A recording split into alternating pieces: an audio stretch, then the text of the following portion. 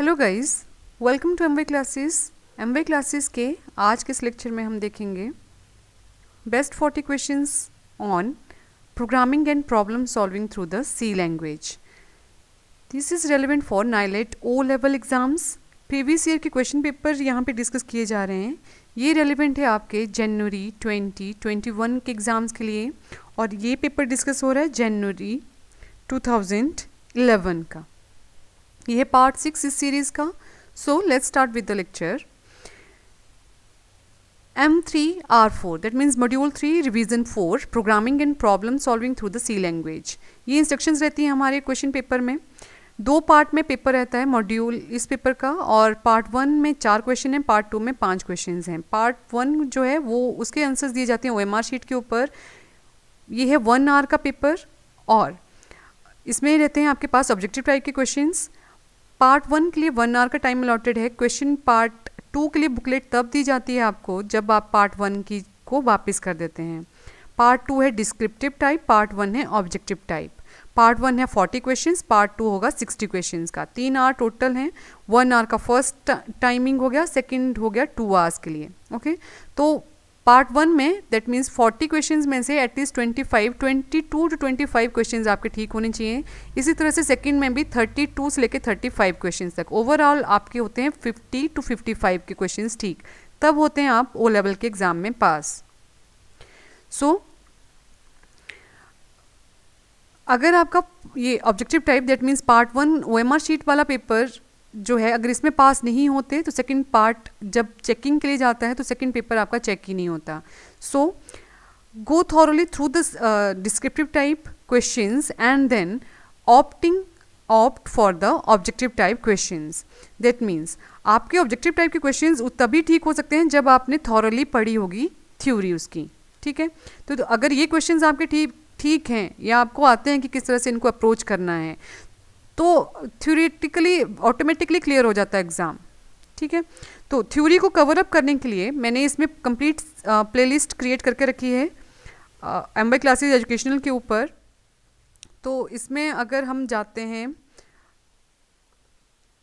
To the hair, ये है हमारे पास एमवाई क्लासेस का होम चैनल, और इसके ऊपर हमारे पास प्लेलिस्ट के ऊपर या तो आप यहाँ वीडियोस में भी सर्च कर सकते हैं। तो वीडियोस में आके आपको स्क्रॉल करना पड़ेगा इसको टू द बॉटम लाइक, और हम इसको देख सकते हैं यहाँ पे प्लेलिस्ट के थ्रू भी। तो प्लेलिस्ट के ऊपर जाएंगे, ये है हमारे पास प्लेलिस्ट। यहाँ पे हैं क्वेश्चंस जो हम यहाँ पे डिस्कस कर रहे हैं। आज है हमारे पास पार्ट 5, तो जितने भी पार्ट कवर अप होते जाएंगे वो यहाँ पे आपको शो होते जाएंगे। और थ्योरेटिकल अगर आपको कवर अप करने हैं यही पार्ट, तो ये है प्रोग्रामिंग लैंग्वेज के 14 क्वेश्चंस यहाँ पे, या 14 लेक्चर्स हैं। ये थ्योरी इसमें कम्प्लीटली डिस्कस की गई है। तो ऑब्जेक्टिव टाइप को अप्रोच करने से पहले दैट मीन्स इन क्वेश्चंस को सॉल्व करने से पहले आपको ये कवर करना ज़रूरी है, ताकि आपको बेसिक आइडिया हो कि किस तरह से हम क्वेश्चंस को आंसर दे रहे हैं या किसको हम गलत कर रहे हैं तो उसके पीछे रीज़न क्या है। अगर किसी को हम करेक्ट कर रहे हैं तो उसके पीछे क्या रीजंस हैं। Okay, so let's start with the lecture. तो ये है हमारे पास पार्ट 1। पार्ट 1 में हमारे पास रहते हैं MCQs के क्वेश्चंस। MCQs में हमारे पास हर एक क्वेश्चन के लिए 4 ऑप्शंस दी जाती हैं, A B C D। तो इनमें से जो करेक्ट रहती है वो हमें फिलअप करनी होती है ऑन द OMR शीट। हर एक क्वेश्चन यहाँ पे 1 मार्क्स का है। सो फर्स्ट क्वेश्चन है कि सी प्रोग्रामिंग लैंग्वेज जो है इसे किसने डेवलप किया था। सी प्रोग्रामिंग लैंग्वेज को डेवलप किया है डेनिस रिचे ने। Clear question, answer is B. Which of the following is false in the C programming language? Keyword can be used as variable name, or variable name can contain digit. Variable do not contain blank spaces. Capital letters can be used in the variable name. तो सब कुछ allowed है, only first नहीं है कि जो keyword है, keyword क्या क्या है। For example, if है, else है, while है, do while है। तो ये कीवर्ड जो है ये वेरिएबल का नाम नहीं हो सकते कभी भी। तो यहाँ पे ये क्वेश्चन आपके लिए है कि वेरिएबल अगर आपने डिक्लेयर करना है तो उसके लिए कौन कौन सी कंडीशंस रहती हैं। जरा उनमें से 3 कंडीशन जो मोस्ट इंपॉर्टेंट हैं वो जरा कमेंट बॉक्स में लिखना कि कौन कौन सी हैं। नेक्स्ट क्वेश्चन, किस प्रोग्राम की आउटपुट क्या रहेगी। तो A दे दिया गया है 5, फ्लोट B है 5.0। तो प्रिंट करना है A एंड B अगर ये कंडीशन आपकी ट्रू होती है। एल्स है, ये कंडीशन आपके पास ट्रू होगी। तो क्या ट्रू है इसमें से कि A and B are equal हैं या डिफरेंट हैं या एरर है या नन ऑफ द अबव है, ठीक है। तो 5 इज इक्वल टू 5.0 कंडीशन जो है ये ट्रू है, that means answer is A and B are equal. That means if वाला पार्ट एग्जीक्यूट हो गया, एल्स वाले को उसने देखा ही नहीं। अगर ये कंडीशन फॉल्स होती तो एल्स का पार्ट एग्जीक्यूट होता आपका। So correct answer is option A. Next question is what will be the output of the C program. ये हमारे पास सी प्रोग्राम दिया गया है, इसकी आउटपुट क्या रहेगी। तो स्टेटमेंट में दिया गया है कि int a is equal to 1 है, इंट बी जो है वो 5 के बराबर है। तो if a is equal to 5 और बी इज ग्रेटर देन 10, या तो ए बी के 5 के बराबर है या तो बी जो है वो ग्रेटर देन 10 है, तो ये प्रिंट होना चाहिए, अदरवाइज हमारे पास ये प्रिंट होगा। तो क्या प्रिंट होगा इनमें से। अब कंडीशन देख लो यहाँ से ही कि ए क्या है आपके पास 1 इज इक्वल टू 5, या तो ये कंडीशन ट्रू होती या 5 इज ग्रेटर देन 10, ये कंडीशन ट्रू होगी। तो ये आता, मतलब इन दोनों में से अगर एक भी स्टेटमेंट ट्रू हो जाती तो हमारे पास जो इफ पार्ट में दी गई है ये स्टेटमेंट, ये आउटपुट आती। और इन दोनों में से अगर एक भी स्टेटमेंट ट्रू नहीं है तो एल्स वाला पार्ट आएगा। तो इन दोनों में से कोई भी स्टेटमेंट ट्रू नहीं है ना, 1 is not equal to 5, even 5 जो है वो ग्रेटर देन 10 भी नहीं है, तो एल्स वाला पार्ट एग्जीक्यूट हो गया। So answer is B, I am not so sure about the result. So answer is B. Next is what will be the output of the following program? Main int a print दिया गया %da, तो इसमें answer क्या रहेगा। इस तरह से भी अगर प्रोग्राम आ जाते हैं हमारे पास तो क्या रहेंगे, ये रहेगा अनप्रिडिक्टेबल, क्योंकि ए में आपने असाइन कुछ नहीं किया। अब हमने ये भी डिस्कस किया था ना किसी लेक्चर में पीछे, इन्हीं ऑब्जेक्टिव टाइप के पेपर में ही, कि अगर हमारे पास हमने वेरिएबल डिक्लेयर किया है इंट ए, तो अगर इसको हमने इनिशियलाइज नहीं किया या तो यूजर डिफाइंड इनपुट नहीं मांगी गई है तो ये गार्बेज वैल्यू उठाएगा। तो गार्बेज वैल्यू जो है वो अनप्रिडिक्टेबल है, ठीक है। जैसे कूड़ा है तो कूड़ा अनप्रिडिक्टेबल है ना, जैसे आपके पास पेपर भी हो सकता है, फॉइल पेपर भी हो सकते हैं, न्यूज़पेपर है, कागज है, कुछ भी है, तो कूड़े में ही आएगा ना सब कुछ। तो गार्बेज वैल्यू में आपके पास पॉजिटिव, नेगेटिव, 1, 2, 3 कुछ भी आ सकता है। सो वैल्यूज आर अनप्रिडिक्टेबल अगर इस तरह का आपके पास प्रोग्राम रहेगा। Next is 6th one, a C expression contains relational, assignment and arithmetic operator. There are no parentheses used. They will be evaluated in which of the following order. कि अगर parenthesis नहीं दी गई हैं तो किस ऑर्डर में ये होगा। ये हमने कम्प्लीटली डिस्कस किया है ऑपरेटर्स वाले चैप्टर में या ऑपरेटर वाले लेक्चर में, ठीक है। एक पूरा पीरियोडिक टेबल इसका देखा गया था कि इंक्रीमेंट ऑपरेटर हैं, फिर माइनस प्लस, उनकी एसोसिएटिविटी किस तरफ से है। सो एक बार उनको जरूर देखना है, इसके ऊपर बहुत सारे क्वेश्चन आ चुके हैं अभी तक। So the options are assignment, relational, arithmetic, arithmetic relation, assignment, relation, arithmetic, assignment, assignment, arithmetic and relational operator. तो इसके लिए जो हमारे पास ऑर्डर है वो रहेगा, अर्थमेटिक रहेंगे सबसे पहले, फिर रिलेशनल रहेंगे एंड देन असाइनमेंट रहेंगे। तो अगर आपको ये ऑपरेटर आते हैं तो ये भी लिख लेना ज़रा कमेंट बॉक्स में कि अर्थमेटिक ऑपरेटर कौन से हैं, रिलेशन कौन से हैं, असाइनमेंट ऑपरेटर कौन से हैं। Next question is 7th one. Prototype of function named fun is int fun, int a dot float b, sorry here the comma, int a float b. Which of the following is true about the function? That means this function fun, fun. So correct answer here is C. It takes 2 input, एक integer है, एक जो है इसमें float है।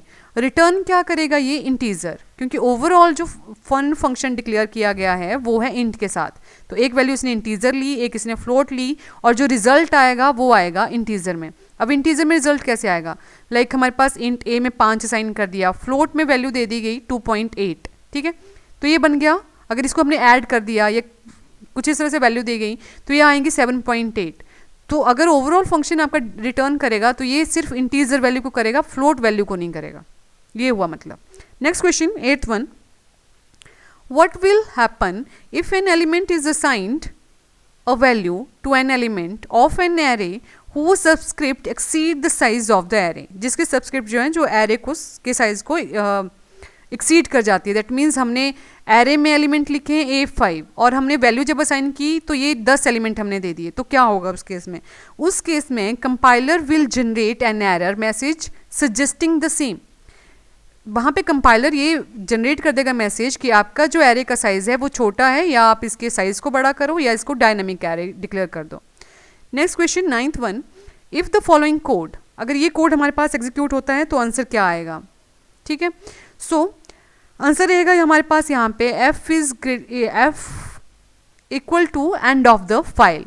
Next question, which with every use of a memory allocation function, what function should be used to release allocated memory which is no longer needed? जो हमें अब जिसकी ज़रूरत नहीं है, अगर हमें उसको फ्री आउट करना है, दैट मीन्स तो वो कैसे करेंगे? तो ये क्वेश्चन बहुत बार रिपीट हो चुका है, तो फ्री आउट शब्द भी यहाँ पे एक हिंट ही था। So answer is D. सो ये हो गया हमारे पास MCQs के 10 question. Next one is for the true false. True false में भी हमारे पास 10 क्वेश्चन है, हर एक क्वेश्चन 1 मार्क्स का है। ट्रू या तो स्टेटमेंट ये ट्रू है या तो फॉल्स है। फर्स्ट क्वेश्चन है, a structure can contain pointer to itself. Structure जो है एक पॉइंटर कंटेन करता है अपने आप के लिए। Yes, size of all element in union should be same. Yes, size of pointer is equal to the data type it points to. So size of the pointer, pointer का size जो है वो डाटा टाइप के point के बराबर नहीं होता। So this is false. In C the compiler does not check if subscript used for an array exceed the size of the array. So this is true. Next is a for loop in C has 3 elements, namely assignment, test, increment. Yes, assignment में था जैसे इस तरह से, ए is equal to 5 है, A is greater than equal to अगर 10 रहता है, एंड ए का प्लस प्लस स्टेटमेंट। तो क्या ये ट्रू है या फॉल्स है? तो this is true. Next is count, COUT, sorry, count and cin can be used for output and input, C out and C in, respectively in the C language. So no, we are not using these. So this is false. The default initial value of a static int variable is 0. This is true. Binary search can be easily performed on linked list. Binary search को हम easily perform कर सकते हैं link list के ऊपर नहीं। So this is false. A function name can be passed as an argument to another function. Function नाम को हम फंक्शन को हम दूसरे के लिए पास कर सकते हैं। Yes, a C function can contain many return statement. C function बहुत सारी रिटर्न स्टेटमेंट्स को इंक्लूड कर सकता है क्या? नहीं। So this is also false. So यहाँ पे ट्रू है आपके पास first, second, fourth, fifth and 7th and 9th। Okay, next one is match the following. Match the following में भी 2 पार्ट में क्वेश्चन रहता है, एक्स है बाई है। एक्स की तरफ आपको स्टेटमेंट दी गई है और बाई की तरफ को आपको चूज करना है कि इनकी करेक्ट ऑप्शन कौन सी बनती है। सो फर्स्ट स्टेटमेंट है यहाँ पे do while loop. Do while loop क्या है? तो डू व्हाइल लूप जो है हमारे पास है एक स्टेटमेंट है एग्जिट कंट्रोल। ओके, ये एग्जीक्यूट करती है एटलीस्ट वन जो है डू व्हाइल लूप एग्जीक्यूट होती है। So answer is H. Next is this loop control structure takes you to the beginning of the loop. कौन सी? So the correct answer is continue. Next is this is mandatory function in every C program, execution starts from this function. कौन सा function mandatory है? Execution ही वहां से start होती है, मेन फंक्शन। मेन फंक्शन के बिना सी का प्रोग्राम ही नहीं बन सकता। Next question is value of the static storage value variable. Static storage variable की वैल्यू क्या होगी? So question is value of the static storage variable. इसके आंसर है यहाँ पे ये रजिस्ट या प्री एग्जिस्ट करती है बिटवीन डिफरेंट फंक्शन कॉल्स। ठीक है, okay. Next one is preprocessor commands are also known as. Preprocessor commands को हम एक और नाम से जानते हैं जो कि है array. An array is a collection of, an array is a collection of homogeneous data type या तो same data type placed in continuous memory locations. Answer is E. If x is a variable of storage class register, you can find its address. So we can okay, so for the answer for the 8th statement is B कि अगर x एक variable है of the storage class register, so we cannot find its address. Next is if we have or if you have to use many if else state conditions, they can be usually implemented by. तो इन्हें हम implement करते हैं case control structures के through. Answer is G. The purpose of library function F flush is, F flush जो ये library function है इसका पर्पस क्या है? इसका पर्पस है to clear the specified buffer. ठीक है, तो ये भी हो गया हमारे पास 10 क्वेश्चन, हर एक क्वेश्चन 1 मार्क्स का था। OMR शीट के ऊपर हमें जो जो ऑप्शंस रहेंगी वही फिलअप करनी है इनके सामने। So next one is filling the blanks. Filling the blanks में फर्स्ट क्वेश्चन है हमारे पास, logical and operator is denoted by. Logical जो एंड ऑपरेटर है उसे हम किस तरह से डिनोट करते हैं? उसे हम डिनोट करते हैं डबल एम्परसेंड के साथ। Size of char data type, char data type का साइज क्या है? कैरेक्टर डेटा टाइप जो है उनका साइज होता है 1 बाइट का। So answer is C. The variable of the storage class register are stored in, कहाँ पे स्टोर होते हैं ये? CPU रजिस्टर्स में, मतलब CPU में रजिस्टर स्टोर होते हैं तो वेरिएबल की स्टोरेज भी वहीं पे हुई रजिस्टर में, दैट मीन्स CPU रजिस्टर्स में। If you try to multiply और add 2 pointers it will result in, ये किस में, ये क्या रिजल्ट देते हैं? ये रिजल्ट देंगे एक एरर। क्यों? क्योंकि जो साइज होता है पॉइंटर का, दैट मीन्स जो स्टोरेज का साइज है वो डेटा टाइप से बड़ा बन जाएगा अगर, तो वो आएगी एक तरह से एरर। Next one is